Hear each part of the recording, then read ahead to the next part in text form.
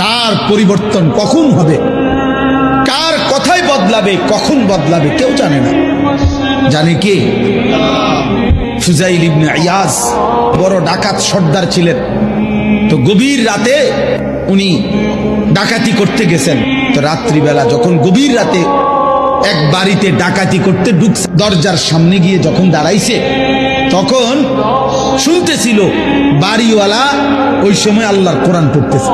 উনি দরজায় দাঁড়াইয়া শুনতেছে যে বাড়িওয়ালা ভিতর থেকে আল্লাহর কোরআন পড়তেছে, আলাম ইয়ানি লিল্লাযীনা আমানু আন তাখশা কুলুবুহুম লিযিকরিল্লাহ।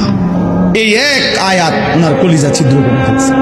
উনি পিছন দিকে ফিরে এসে আর চিৎকার করে দুই হাত তুলে বলছে, আয় রব, আয় মাওলা, সময় হলো, হয়েছে সময়, আমি আর এই নাফরমানির জিন্দেগি করব না, দিলাম ছাইড়া। তখন তিনি ওই সময় রাত্রে তো আল্লাহর কাছে এক ফোঁটা চোখের পানি ফেলতে ওনার মন চাইছে, তওবা করবে, মাফ চাইবে, আজকে গুনাহ ছেড়ে দিবে। তখন উনি তওবা করে সরাসরি হিজরত করে আল্লাহর ঘর মক্কায় চলে আসছে, আর বাকি হায়াত কাবার পাশেই উনি জীবন কাটাইছে। এরপরে উনি হইছেন সাইয়্যিদুল আউলিয়া, আউলিয়াদের সর্দার।